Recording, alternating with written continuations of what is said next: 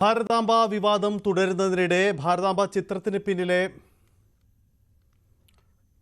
ഭൂപടവും കാവിക്കൊടിയും മാറ്റി ബി.ജെ.പി എന്ന അടക്കമുള്ള പ്രധാനപ്പെട്ട വാർത്തകൾ വരുന്നു. ഇതേ വിവാദത്തിൽ ഇപ്പോൾ മന്ത്രി വി ശിവൻകുട്ടി മാധ്യമങ്ങളെ കാണുകയാണ്. ഞാൻ അധ്യക്ഷനും ബഹുമാനപ്പെട്ട മുഖ്യമന്ത്രി ഉദ്ഘാടകനുമായിരുന്നു. സി.എം താമസിച്ചാണ് എത്തിയത്. അപ്പോൾ ഞാൻ രാജ്ഭവനിൽ വിളിച്ചു പറഞ്ഞു, ഞാൻ കുറച്ച് താമസിച്ചെത്തുള്ളൂ എന്ന് പറഞ്ഞു. അപ്പോൾ അവർ പറഞ്ഞ് അവർ 20 മിനിറ്റ് വരെ വെയിറ്റ് ചെയ്യാന്ന് പറഞ്ഞു. അപ്പോൾ 20 മിനിറ്റ് വരെ വെയിറ്റ് ചെയ്തു. ഞാൻ ചെന്നപ്പോൾ കാണുന്ന കാഴ്ച എന്ന് പറഞ്ഞാൽ ഈ ഒരു വനിത RSSന്റെ കൊടിയും പിടിച്ച് ഇരിക്കുന്ന ഒരു ചിത്രത്തിന്റെ മുന്നിൽ വിളക്ക് കത്തിച്ച് പുഷ്പമിട്ട് തൊഴുതുകൊണ്ട് നിൽക്കുന്ന രംഗമാണ് ഞാൻ കാണുന്നത്. ഞാൻ അവിടെ ഇരുന്നു. അദ്ദേഹത്തിന്റെ പൂജയും ഒക്കെ കഴിഞ്ഞ ശേഷം തിരിച്ചു വന്ന് എനിക്ക് ഒരു ഷെയ്ഖാനൊക്കെ തന്ന് അവിടെ സൗഹാർദ്ദം മാറ്റിയിരുന്നു. അത് കഴിഞ്ഞിട്ട് എന്റെ സെക്രട്ടറി സ്വാഗതം പറഞ്ഞു. സ്വാഗതം പറഞ്ഞിട്ട് അധ്യക്ഷ പ്രസംഗത്തിന് വേണ്ടി എന്നെ വിളിച്ചു. ഞാനും ഗവർണറും പല ആൾക്കാരും ഇങ്ങനെയുള്ള പ്രധാനപ്പെട്ട ഫംഗ്ഷന് പോകുമ്പോൾ കുറിപ്പോട് കൂടി തന്നെയാണ് പോകുന്നത്. ഈ പ്രസംഗം തയ്യാറാക്കിക്കൊണ്ട് തന്നെയാണ് പോകുന്നത്. പ്രസ് മീറ്റിന് വന്നത് ഇതിനൊക്കെ കുറെയൊക്കെ നമുക്ക് നോക്കാതെ തന്നെ പറയാൻ വേണ്ടി പറ്റും. എന്നാലും അത് തെറ്റിപ്പോകില്ല. അപ്പൊ നമ്മൾ അതിനെ കൊണ്ട് തന്നെയാണ് പോയത്. അതിലും 3 മിനിറ്റ് എടുത്തോളൂ.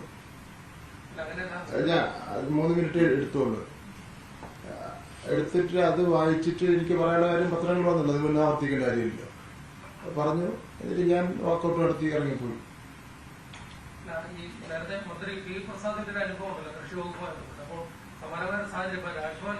കൃഷി മന്ത്രി അവിടെ രാജ്ഭവനിൽ പോയില്ല.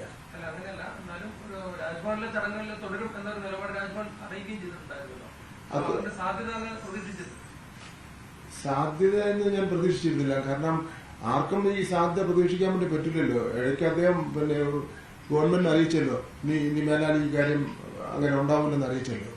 എന്ന് മാത്രമല്ല, മുഖ്യമന്ത്രിയുടെ വീടും ഓഫീസും അല്ലെങ്കിൽ മന്ത്രിമാരുടെ വീടും ഓഫീസും രാജ്ഭവനും എന്നെല്ലാം പറഞ്ഞാൽ അവിടെ ഓരോരുത്തർക്കും ഇഷ്ടപ്പെട്ട ചിഹ്നങ്ങളും ഇഷ്ടപ്പെട്ട പ്രതിമകളും കൊണ്ടുവച്ച് പൂജിക്കാൻ വേണ്ട സ്ഥലമൊന്നുമല്ലല്ലോ. ഗവർണർക്ക് എന്താ അധികാരമുള്ളത്? അവിടെ ഒരു വനിതയുടെ കയ്യിൽ ഒരു കാവിക്കൊടി കൊടുത്ത് കൊണ്ടുവച്ച് ഗവൺമെന്റ് ഫംഗ്ഷനിലൊക്കെ പൂജിക്കാൻ എന്താ അധികാരം ഗവർണർക്ക്? ഗവർണറുടെ അധികാരത്തെ സംബന്ധിച്ചിടത്തോളം ഭരണഘടനയിൽ വ്യക്തമായിട്ട് പറയുന്നുണ്ട്. അടുത്ത കാലത്ത് സുപ്രീം കോടതിയും ഹൈക്കോടതിയും ഗൗരവമായി തന്നെ പറഞ്ഞിട്ടുണ്ട്, ഗവർണർമാരെല്ലാം ഭരണഘടനയ്ക്ക് വിധേയമായി പ്രവർത്തിക്കണം. അതല്ലാതെ സംസ്ഥാന ഗവൺമെന്റിനെ ഭരിക്കാൻ ഉള്ളവരല്ല, സംസ്ഥാന ഗവൺമെന്റിന്റെ ഭരണത്തെ സഹായിക്കാൻ വേണ്ടിയുള്ളവരാണെന്നൊക്കെ കോടതികളൊക്കെ തന്നെ പറഞ്ഞിട്ടുണ്ടല്ലോ. കുട്ടികളാണ് ഇതൊക്കെ ഒരു കരിക്കുലത്തിന്റെ ഭാഗമായിട്ടോ അല്ലെങ്കിൽ ഇതിന്റെ അക്കാദമിക് പ്രവർത്തനങ്ങളുടെ ഭാഗമായിട്ട് കൂടി ഇത്തരം ചിന്തകൾ വരുമോന്ന സംശയം തോന്നുന്നു. അവിടെ ഇപ്പോ മഹാത്മാഗാന്ധിയുടെ പടം വെച്ചിരുന്നെങ്കിൽ നമുക്ക് മനസ്സിലാക്കാം, കുട്ടികൾക്ക് പഠിക്കേണ്ടതാണ് മഹാത്മാഗാന്ധിയുടെ പടം വെട്ടിമാറ്റി പാഠപുസ്തകത്തിൽ. അങ്ങനെ വെട്ടിമാറ്റിയപ്പോഴും അന്നും കേരളമേ ഉണ്ടായിരുന്നുള്ളൂ മഹാത്മാഗാന്ധിക്ക് പിന്തുണയ്ക്കാൻ വേണ്ടി. നമ്മുടെ പുതിയ പാഠപുസ്തകം അതിൽ ഉൾപ്പെടുത്തിക്കൊണ്ടിരാക്കി. പിന്നെ ഇന്ത്യൻ പ്രധാനമന്ത്രിയുടെ പടം വെച്ചിരുന്നെങ്കിലും മനസ്സിലാക്കാമായിരുന്നു. ഇതൊരു വനിതയുടെ ഒരു വനിതയുടെ പടം കൊടുത്തിട്ട് ഇത് RSSന്റെ കൊടിയും കൊടുത്ത് അങ്ങനെ വെച്ച് കഴിഞ്ഞാൽ നമുക്ക് എങ്ങനെ എനിക്ക് നിങ്ങൾക്ക് അംഗീകരിക്കാൻ വേണ്ടി പറ്റും? അതാണ് അവിടെ അടുത്ത പ്രശ്നം. അത് എന്നിട്ട് അത് അഹങ്കാരത്തോടെ വീണ്ടും ഇനി ഞാൻ ചെയ്യുമെന്നുള്ളതാണ്. അഹങ്കാരത്തോട് ചെയ്തു കഴിഞ്ഞാൽ ഞങ്ങൾ പങ്കെടുക്കില്ല. ഈ സംഘപരിവാർ ചിന്താഗതി കുട്ടികളെ നിറയ്ക്കുക എന്നതാണ് അതിന്റെ ലക്ഷ്യം. അതായത് അദ്ദേഹം ഞാൻ പോയ ശേഷം അദ്ദേഹം പ്രസംഗിച്ചത് ഭാരതാംബയെ നിങ്ങൾ പൂജിക്കണം, ബഹുമാനിക്കണം, തൊഴണം എന്നൊക്കെ പറഞ്ഞ് പ്രസംഗിച്ചെന്നാണ് പത്രത്തിലൂടെ വായിച്ചത്. അപ്പോൾ ഈ കേന്ദ്ര ഗവൺമെന്റ് NCERT പാഠപുസ്തകങ്ങളിലെ ചരിത്രങ്ങൾ മാറ്റി എഴുതിക്കൊണ്ടിരിക്കുകയാണല്ലോ. കാരണം ചരിത്രം പഠിക്കാൻ പാടില്ല കുട്ടികൾ. മഹാത്മാഗാന്ധിയെ കുട്ടികളെ പഠിക്കാൻ പാടില്ല. ഗുജറാത്ത് കലാപം പഠിക്കാൻ പാടില്ല. മുഗൾ രാജവംശക്കാരുടെ കാര്യങ്ങൾ പഠിക്കാൻ പാടില്ല. അതേപോലെ ചരിത്രമൊന്നും കുട്ടികളെ പഠിക്കാൻ വേണ്ടി പാടില്ല. ഈ ഒരു വനിതയെ കൊണ്ടുവച്ചിട്ട് ഇത് ഭാരതാംബ എന്നെല്ലാം പറഞ്ഞ് ഗവർണറാണല്ലോ പറയുന്നത്. വന്നിരിക്കുന്ന കുട്ടികളെല്ലാം രാജ്യ പുരസ്കാരം അവാർഡ് വെച്ച് നല്ല മിടുക്കന്മാരായ കുട്ടികളാണ്. ഇപ്പൊ കുട്ടികൾ എന്താ ധരിക്കും? ഇത് ഭാരതാമ്മ വെച്ചാൽ ഭാരതത്തിന്റെ അമ്മ എന്നല്ലേ കുട്ടികൾ ധരിക്കുള്ളൂ. അങ്ങനെ അപ്പൊ അതുകൊണ്ട് തന്നെയാണ് ഞാൻ വിചാരിച്ചത് എത്രയും പെട്ടെന്ന് ഈ ഗവർണർ ഇതുപോലുള്ള ഗവർണർമാരായിരിക്കും ഇനി വരാൻ വേണ്ടി പോകുന്നില്ല.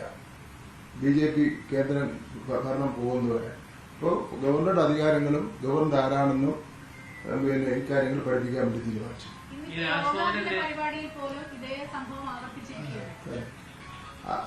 എത്രമാത്രം ധിക്കാരവും എത്രമാത്രം വെല്ലുവിളിയും എത്രമാത്രം പിന്നെ ഭരണഘടനാ വിരുദ്ധമായ പ്രവർത്തനം നടത്താമോ അതിന്റെ എല്ലാ സീമകളും ലംഘിച്ചാണ് ഇക്കാര്യങ്ങൾ നടത്തിക്കൊണ്ടിരിക്കുന്നത്.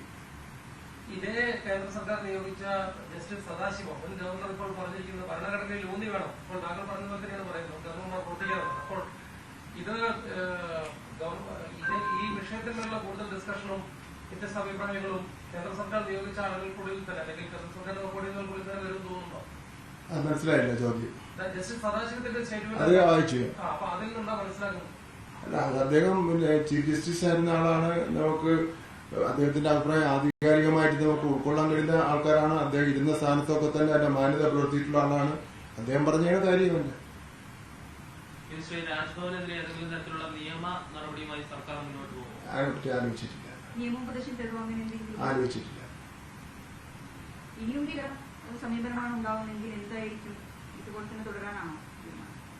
അല്ല, സമീപനം ഉണ്ടാവാൻ വേണ്ടി പറ്റില്ലല്ലോ.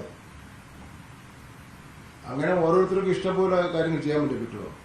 നാളെ പിന്നെ മുഖ്യമന്ത്രിയുടെ എന്റെയോ അല്ലെങ്കിൽ മറ്റു മന്ത്രിമാരുടെ ഓഫീസിന് മുന്നിൽ കാർൽ മാർക്സിന്റെ എംഗൽസിന്റെയും ലെനിന്റെയും നമ്മുടെ പിന്നെ CPMന്റെ നേതാക്കന്മാരുടെ പടമെല്ലാം കൊണ്ട് വെച്ച് ദിവസവും എല്ലാ ജീവനക്കാരും വന്ന് മാരെ പൂവിട്ട് നമസ്കരിച്ചിട്ട് മാത്രമേ സീറ്റിലിരിക്കാൻ പാടുള്ളൂ എന്ന് തീരുമാനിച്ച് അതേപോലെ ഒരു സർക്കാരിൽ ഇവിടെ നടക്കുന്നത്.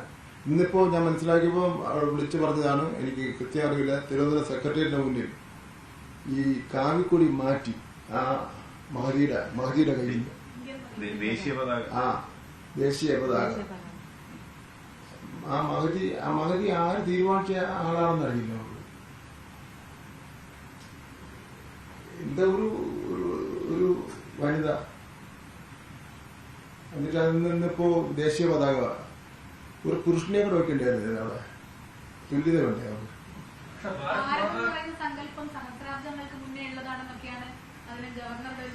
അത് ഇന്ത്യൻ ഭരണഘടന തീരുമാനിച്ചിട്ടുണ്ടോ? Indian parliament തീരുമാനിച്ചിട്ടുണ്ടോ?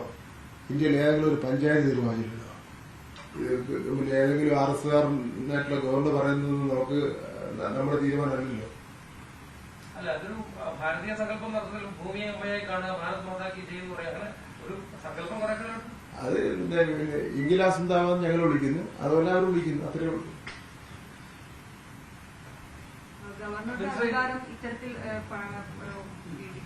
കുട്ടികളെ പഠിപ്പിക്കുന്നതിന് മുമ്പ് വിദ്യാഭ്യാസ മന്ത്രി പ്രോട്ടോകോൾ പഠിക്കണമെന്നാണ് അല്പസമയം മുമ്പ് BJP നേതാവ് MP രമേശ് പറഞ്ഞത്.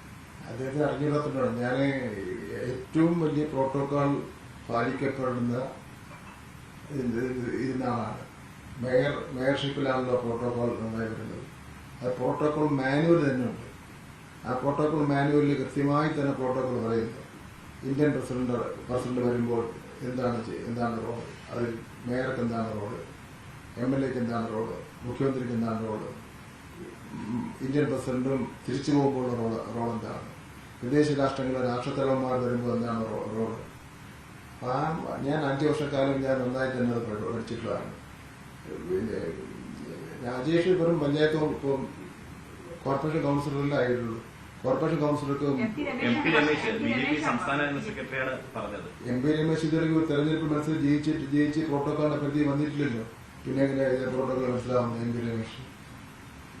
യെസ്, അതാണ് വിദ്യാഭ്യാസ മന്ത്രി വിശദീകരിച്ചത്. അദ്ദേഹം കോഴിക്കോടുള്ളത്. കോഴിക്കോട് വെച്ച് ഗവർണറുമായുള്ള കഴിഞ്ഞ ദിവസം നടന്ന സംഭവങ്ങളടക്കം വിശദീകരിക്കുകയാണ്. താനും വിട്ടുവീഴ്ചയ്ക്ക് തയ്യാറില്ല. ഗവർണർ ഏതെങ്കിലും RSSകാരനായ ഗവർണർ പറയുന്ന കാര്യങ്ങൾ നടപ്പിലാക്കില്ല, അത് അംഗീകരിക്കാനാവില്ല, ഭരണഘടനയിൽ പറയുന്നത് മാത്രമേ അംഗീകരിക്കൂ. ഇതാണ് മന്ത്രി V ശിവൻകുട്ടിയുടെ നിലപാട്. അതേസമയം